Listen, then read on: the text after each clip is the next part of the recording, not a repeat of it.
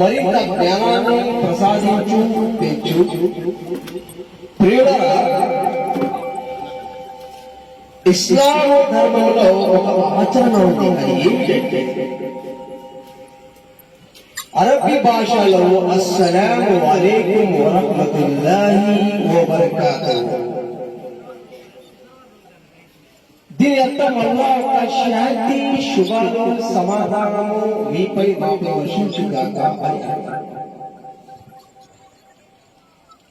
అదే విధంగా ప్రియమైన యేసుక్రీస్తు వారు కూడా హీబ్రూ భాషలో షలోమ్ అనగా సమాధానము అని అర్థము తెలుగులో. సోదరా, కొంతమంది అమాయక క్రైస్తవులు అంటారు, ఏమయ్యా మీ దేవుడు అల్లా కేవలము అరబీ భాష మాత్రమే వస్తుందా, వేరే భాష రాదా అని కొందరు అంటారు. ప్రియులారా, మనము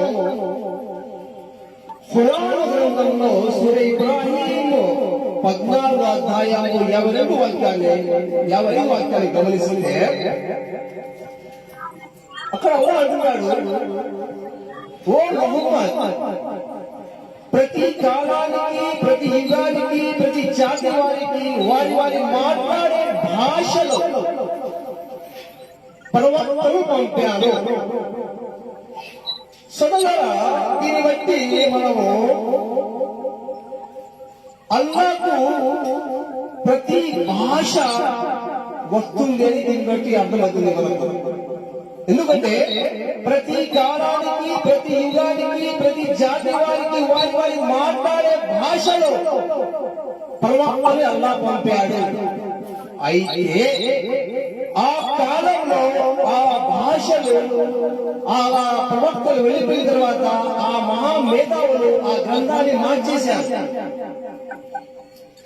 దానికోసం అల్లాహ్ సుబ్హానహు వ తఆలా ఈ హోలీ ఖురాన్, పరిశుద్ధ ఖురాన్ని కాలిమూర్తి మహాప్రవక్త, జగత్ ప్రవక్తపై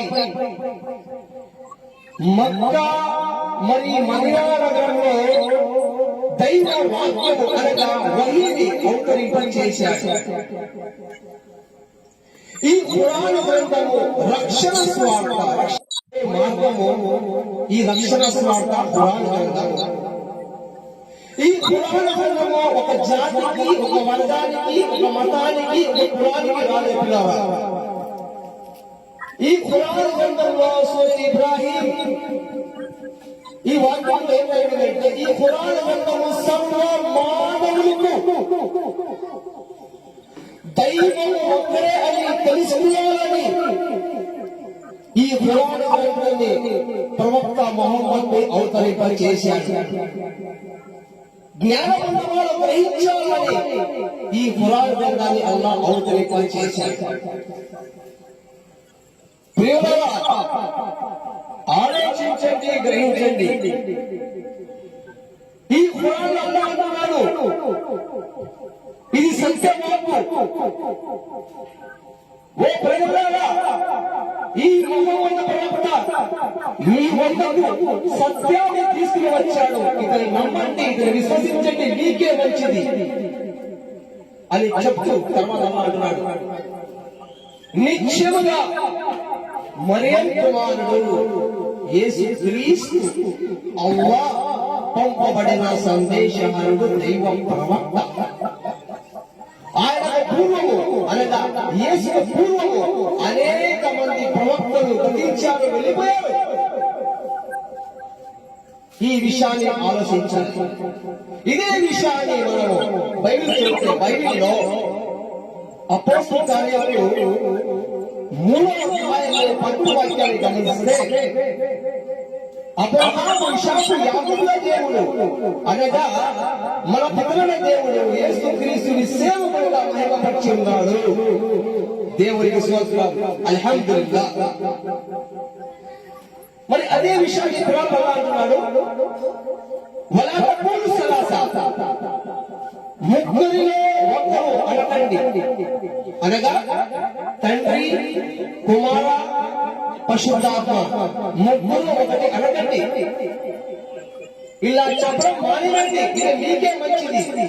దేవుడు వాహెద్ యెహోవా, ఒకే ఒక దేవుడు అని అన్నాడు.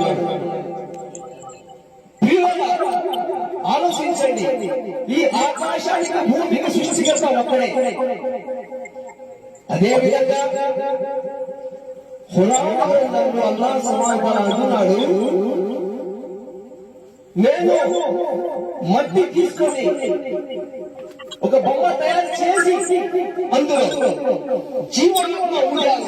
అరబీలో వలపట్టుని ఆ జీవాత్మ వెలుగానే ఆ మట్టి ఆదంగా మారాడు. అదే ఆదం, సర్వ మానవుని తండ్రి.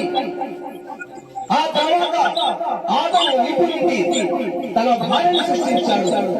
దీన్ని బట్టి మన సృష్టికర్త ఒక్కడే. ఆ అల్లాహ్ ఎవరు? కుల్ హువల్లాహు అహద్ అల్లాహుస్ సమద్ లం యలిద్ వలం యూలద్ వలం యకుల్ లహు కుఫువన్ అహద్. ఓ అల్లాహుని మహాప్రవక్త ముహమ్మద్ సర్వమానవుడు తెలిసి దేవుడు ముగ్గురు కాదు, ముగ్గురు కాదు, ముగ్గురు ఒకటి కాదు. ఆయన ఒకే ఒక్కడు, అద్వితీయుడు, మార్పులేనివాడు, ఏకైకుడు. ఆయన నివాస స్థలము ఇహలోకం కాదండి, 7 ఆకాశాల పైన. ఒంటరి వాడు, ఈ సృష్టికి అతీతుడు, జననం మరణం లేనివాడు. ఆయన అల్లాహ్ సమద్. అల్లాహ్ ఎవరంటే నిరపేక్షపరుడు, ఎటువంటి అవసరాలు ఒక్కర లేనివాడు. ప్రియులరా, సమస్త మానవుడంటే మన ప్రియమైన యేసుక్రీస్తు వారు కూడా తల్లి మరణ బాధ్యత ఆధారపడేవారు.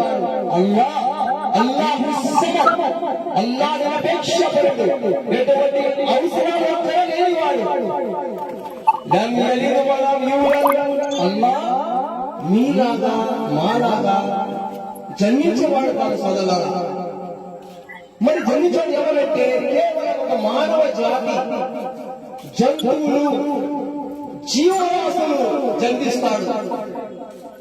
అల్లాహ్ జన్మించేవాడు కాదు, పుట్టేవాడు కాదు, సంతానం ఎవరు లేరు. ఒకవేళ అల్లాహకు సంతానం ఉంటే ఇద్దరు లేవులేకపోతారు. ఓ కారుణ్యమూర్తి మహాప్రవక్త, వారిని బోధించు, ఆకాశానికి భూమికి యజమాని ఒక్కడే. సోదరులారా, మనం ఆలోచించాలి, గ్రహించాలి. ఎందుకంటే మన సృష్టికర్త ఒక్కడే. పాలకుడు, పోషకుడు, రక్షకుడు, నిత్యుడు, సజీవుడు, అనంతుడు, కురుడు, నిద్ర లేనివాడు. మన దేవుడల్లా నిద్ర కురుగు లేనివాడు. నిద్ర పొందే దేవుడు దాని సోదరులారా మానవుడైతాడు. కాబట్టి దాని బైబిల్లో బైబిల్లో సంఖ్యాకాండము 23వ అధ్యాయం 19వ వాక్యాన్ని గమనిస్తుంటే దేవుడు నరపుత్రుడు కాదు, మానవుడు కాబట్టి బైబిల్. దేవుడు నరపుత్రుడు కాదు, మనిషి కుమారుడు కాదు. మరి ఆయన ఎవరంటే ఆయన అద్భుతుడు. బైబిల్లో గమనిస్తే చదువురా, మార్కు సువార్త 12వ వాక్యము 27వ వాక్యాన్ని గమనిస్తే ఒక శాస్త్రి యేసు వద్దకు వచ్చి, బోధకుడా, ప్రధాన ఏంటి అడుగుతారు ఈ శాస్త్రి. అప్పుడు యేసు అంటారు, ఓ ఇశ్రాయేలు వినుము, మన దేవుడైన ప్రభు అద్వితీయ ప్రభు అంటాడు యేసు వారు. ఓ ఇశ్రాయేలు వినుము, మన దేవుడు అద్వితీయుడు, ఒకే ఒక్కడు. ఇదే విషయాన్ని ఖురాన్ గ్రంథంలో ఈశ్వరు అంటున్నారు.